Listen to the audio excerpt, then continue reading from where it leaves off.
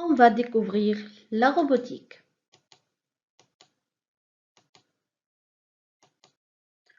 On va commencer par découvrir c'est quoi la robotique. Par la suite, qu'est-ce que c'est un robot? Qu'est-ce que c'est un microcontrôleur? On va découvrir le contenu du kit microbit. Par la suite, qu'est-ce que c'est la carte microbit? On va commencer par voir cette vidéo.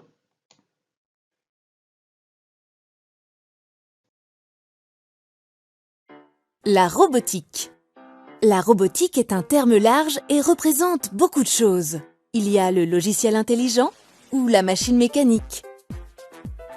Il y a les humanoïdes, les animats, les explorateurs, les fonctionnels. Alors, comment se retrouver dans tout ça? Aujourd'hui, la représentation que l'on se fait du robot est en général un dispositif mécatronique, une combinaison à la fois électronique, informatique et mécanique. Alors concrètement, qu'est-ce qu'un robot? On peut traduire ce terme par « travailleur dévoué ». C'est une machine capable d'effectuer un ensemble de tâches et d'adapter son comportement à l'environnement. Créé pour remplacer l'homme, l'aider ou l'accompagner dans des actions dangereuses et répétitives, le robot est aujourd'hui partout et fait presque tout. Regardons de plus près son fonctionnement. Souvent, le robot est composé de capteurs tels qu'une caméra, un radar ou encore un télémètre. Cela lui permet d'analyser son environnement. Doté d'une intelligence artificielle, il décide des actions à effectuer. Et c'est équipé d'actionneurs tels que des mains ou des outils qu'il peut agir directement. Et il dispose enfin d'une source d'énergie embarquée pour être autonome. Il peut marcher, être monté sur roue, sur chenille ou encore placé sur un axe ou fixe. Où retrouve-t-on les robots aujourd'hui? Eh bien, un peu partout. Conçue pour améliorer la productivité, la robotique industrielle a plusieurs missions: soudage, peinture, assemblage.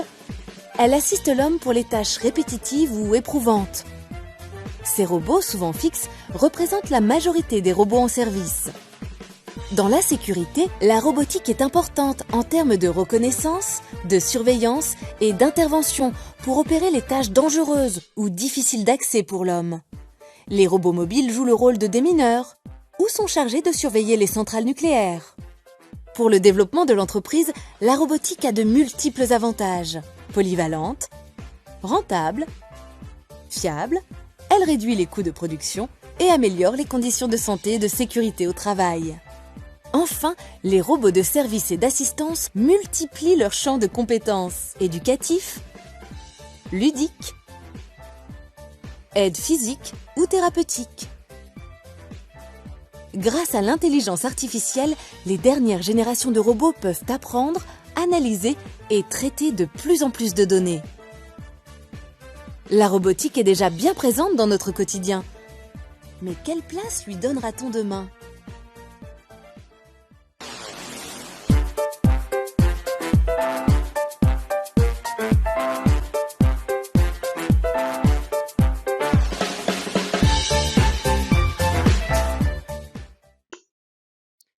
Et voilà un résumé.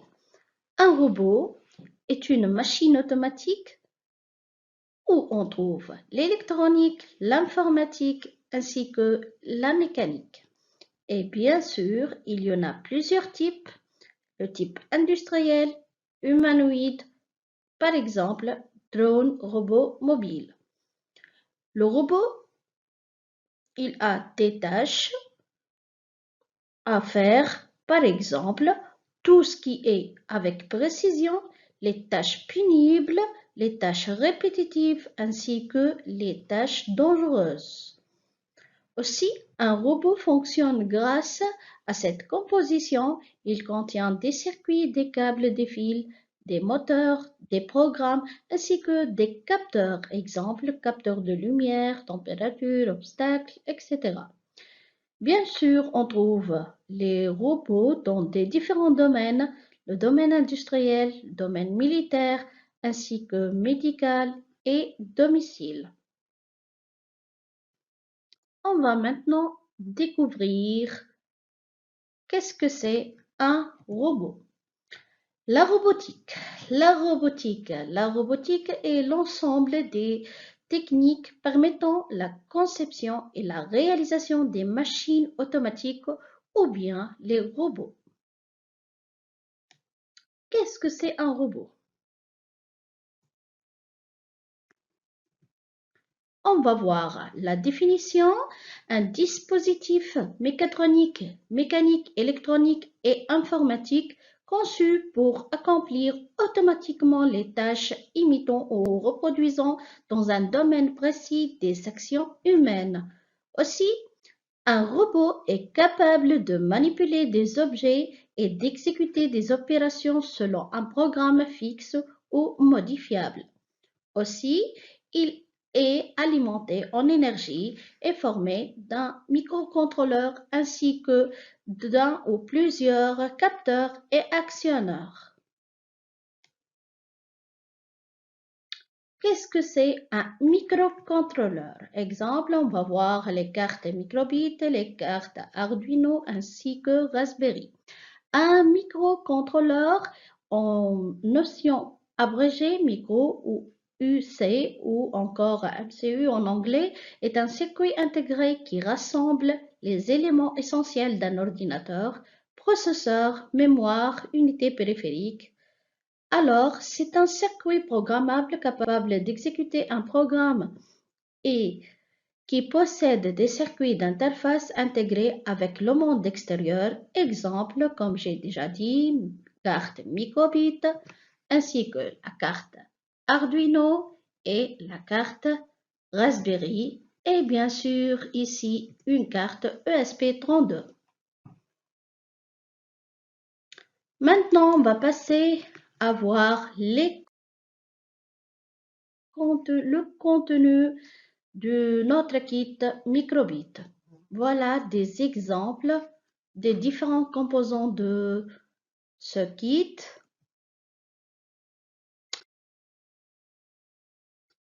Voilà un petit tableau qui contient les différents accessoires, les cartes. Voilà les exemples, le nom de chaque composant ainsi que une petite description de chaque composant. On va voir aussi les actionneurs, des exemples des actionneurs, des LED, des moteurs CC, etc., des servomoteurs, etc. Et on va voir aussi les capteurs, des exemples de capteurs qui existent dans notre kit microbit. Et enfin, on va voir la carte microbit. Voilà, il y en a une ancienne version et une nouvelle version. On va découvrir la suite. Voilà l'interface de la carte microbit. Comme on a déjà vu, il y en a le bouton A, le bouton B, la matrice d'affichage, elle est 5 x 5 LED, 25 LED. On va travailler en plus dans cette partie avec les connecteurs ou bien les broches. Voilà, c'est un exemple de l'ancienne carte. Voilà un autre schéma où voilà l'interface et l'arrière. La partie avant, elle contient le micro USB, 25 LED, les deux boutons et bien sûr les connecteurs ici, le broche 0, broche 1, broche 2, ici le voltage ainsi que le GND. Et voilà la face d'arrière où il y a le processeur ainsi que la boussole, l'accéléromètre, à ne pas oublier l'alimentation ainsi que le bouton recette et bien sûr le Bluetooth et l'antenne radio, les connecteurs. Alors, on va voir la deuxième version. Voilà l'ancienne et la deuxième. La deuxième, on a ajouté dans la deuxième le microphone ainsi que la touche sensitive logo qu'on peut utiliser et quelques petites modifications.